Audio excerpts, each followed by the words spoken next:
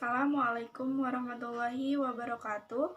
Perkenalkan, saya Rika Rismayanti, Manajemen 6D, mahasiswa Universitas Majalengka. Pada video kali ini, untuk menyelesaikan tugas mata kuliah ekonomi manajerial, saya akan membahas mengenai jatuhnya perusahaan e-commerce Sorabel. Pastinya kita semua sudah tahu dan tentu tidak asing lagi dengan yang namanya e-commerce Sorabel ini. Yang pertama, saya akan menjelaskan terlebih dahulu yaitu mengenai sejarah dari e-commerce Sorabel ini. Awalnya Sorabel ini dikenal dengan Sales Stock yang didirikan oleh pasangan suami istri Lingga Madu dan Ariza Nopianti. Pada Desember 2014, keduanya mempunyai ide untuk membuat sales stock dari pengalaman menjual barang-barang bekas yang mereka miliki. Nama sales stock dipilih karena barang-barang yang dijualnya dengan harga sale dengan stok yang selalu tersedia.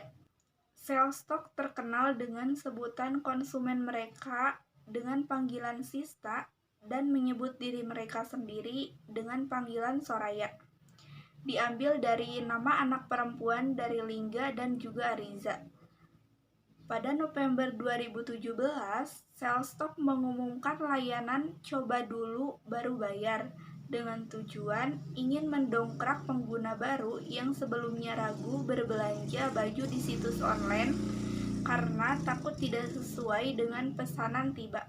Kemudian, Sales Stock melakukan perubahan penjenamaan dengan mengganti nama menjadi Sorabel mulai Januari 2019 dengan harapan untuk mengubah image yang awalnya diasosiasikan dengan produk murah menjadi brand yang lebih eksklusif dan dinikmati oleh semua orang yang ada di Indonesia.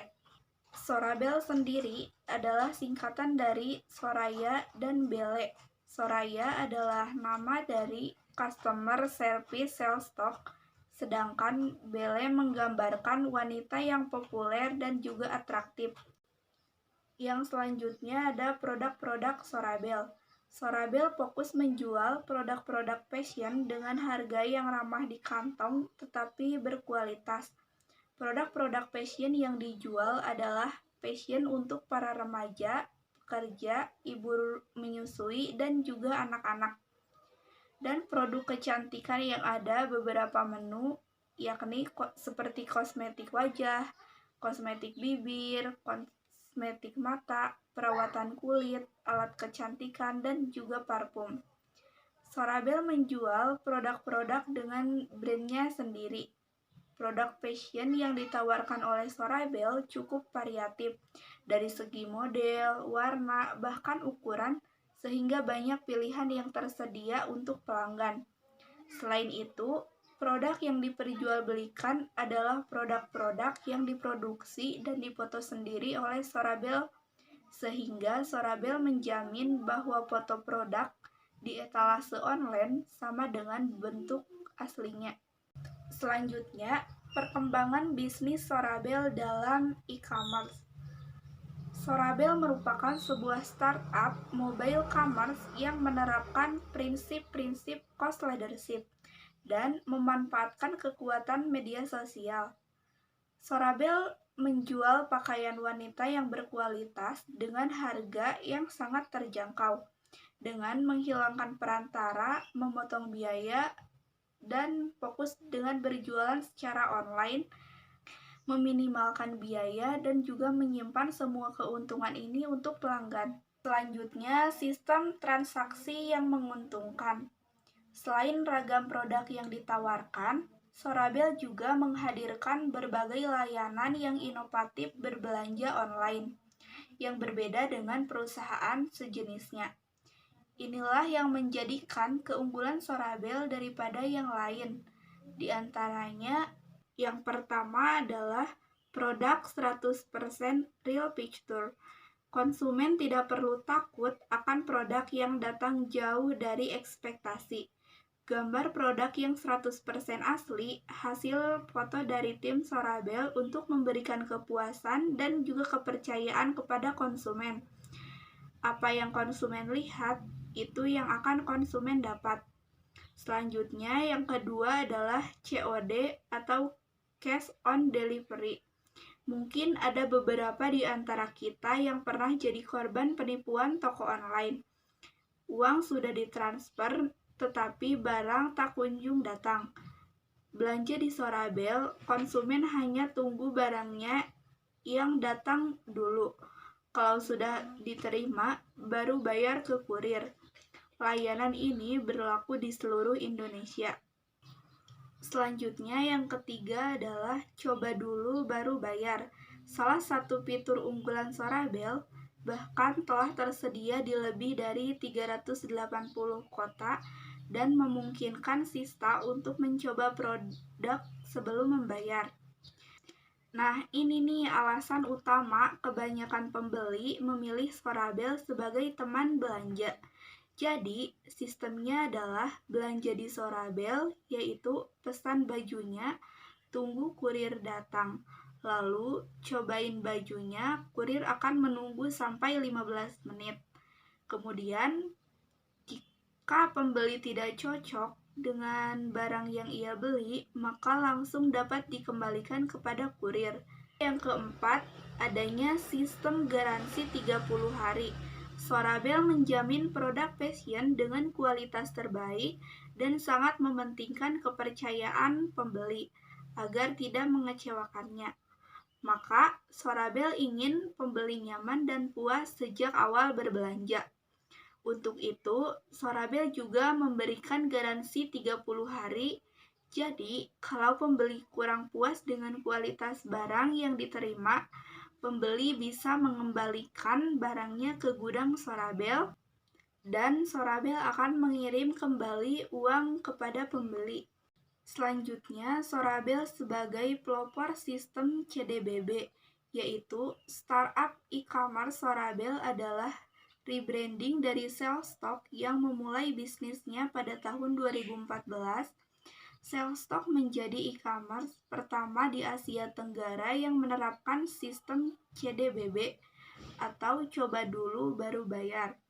Sistem CDBB ini membuat konsumen merasakan pengalaman berbelanja online yang praktis dan juga mudah, namun juga mendapat kepuasan seperti berbelanja offline.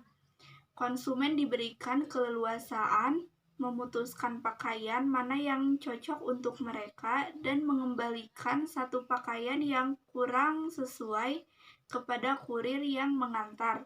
Co-founder Sorabel, Lingga Madu, pernah menyatakan bahwa model bisnisnya adalah yang paling sehat jika dibandingkan dengan platform e-commerce lainnya yang ada di Indonesia. Pada 2018, Madu mengklaim perusahaan telah mencapai titik impas atau break-even point dan siap untuk menghasilkan keuntungan.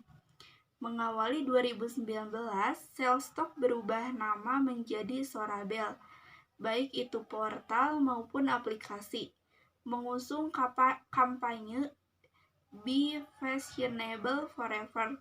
Sorabel berharap bisa menginspirasi dan mengempower customer untuk selalu berbahagia.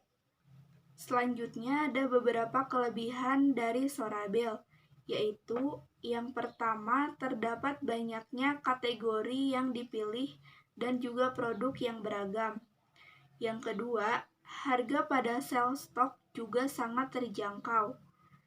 Yang ketiga, keterangan untuk produk juga lengkap, baik warna serta ukuran yang detail, sehingga kita bisa tahu dan dapat menentukan barang mana yang akan diambil tanpa harus takut kekecilan dan juga kebesaran. Apabila terjadi kekecilan ataupun kebesaran, bisa dikembalikan.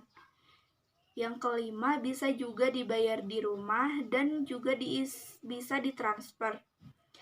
Kemudian yang keenam, customer yang ramah-ramah. Dari kelebihan tersebut, ada juga kekurangan Sorabel, yaitu yang pertama pembayaran yang hanya lewat COD dan internet banking. Kemudian yang kedua, event dan promo yang sangat jarang di dalam e-commerce Sorabel ini. Kemudian yang ketiga, jika akan membeli sesuatu, maka kita harus login atau registrasi terlebih dahulu. Selanjutnya yaitu jatuhnya sistem e-commerce Sorabel. Sorabel startup e-commerce fashion yang sempat populer di Indonesia harus menghentikan operasional pada akhir Juli 2020. Kabar ini tentu sangat mengecewakan bagi para penggunanya, terutama bagi yang menggemari konsep berbelanja online yang inovatif ditawarkan oleh Sorabel.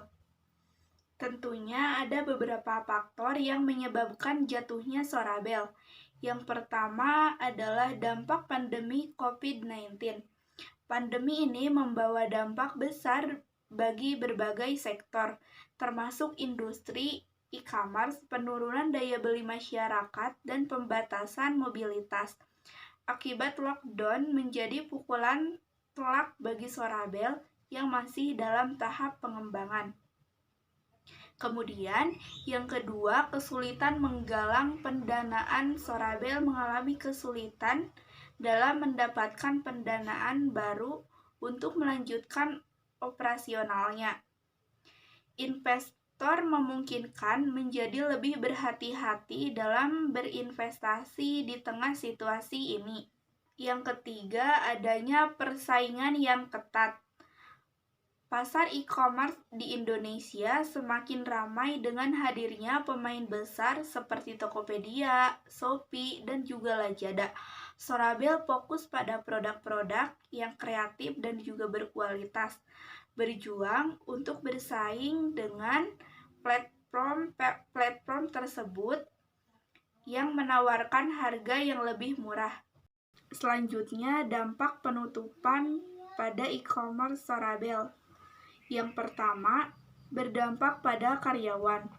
Penutupan Sorabel berdampak pada hilangnya pekerjaan bagi para karyawannya. Yang kedua, juga berdampak pada mitra UMKM. Mitra UMKM yang berjualan di Sorabel kehilangan platform untuk memasarkan produk mereka. Kemudian yang ketiga, dampak pada konsumen. Konsumen yang menyukai konsep berbelanja online yang inovatif pada Sorabel kehilangan platform favorit mereka. Kesimpulannya adalah, dari studi kasus e-commerce Sorabel dapat disimpulkan bahwa manajemen perusahaan dalam pengambilan keputusan sudah melakukan usaha terbaik untuk menyelamatkan perusahaannya. Namun, keputusan penutupan Sorabel diambil dengan berat hati setelah mempertimbangkan semua faktor yang ada dan pada akhirnya harus menjalani jalur likuidasi. Likuidasi ini merupakan pembubaran perusahaan sebagai badan hukum dan sekaligus pemberesan harta kekayaan dengan cara melakukan penjualan aset, penagihan piutang, pelunasan utang, dan penyelesaian sisa harta atau utang di antara para pemilik perusahaan tersebut. Likuidasi juga berkaitan erat dengan masalah finansial. Perusahaan yang melakukan likuidasi umumnya cenderung tidak mampu menghasilkan aliran kas yang cukup dan tidak memiliki kemampuan untuk memenuhi kewajiban pada jangka pendeknya. Meskipun Sorabel telah tiada saat ini, platform ini meninggalkan warisan yang sangat berharga dalam dunia e-commerce Indonesia, seperti konsep berbelanja online yang inovatif, dukungan bagi pengrajin lokal, dan komunitas yang solid merupakan hal-hal yang patut diapresiasi dan juga diharapkan dapat menginspirasi para startup lain di Indonesia untuk terus melakukan berkarya dan membawa perubahan yang positif bagi masyarakat. Sekian pembahasan mengenai jatuhnya e-commerce Sorabel ini. Kurang lebihnya saya mohon maaf. Wabillahi taufiq wal hidayah. Wassalamualaikum warahmatullahi wabarakatuh.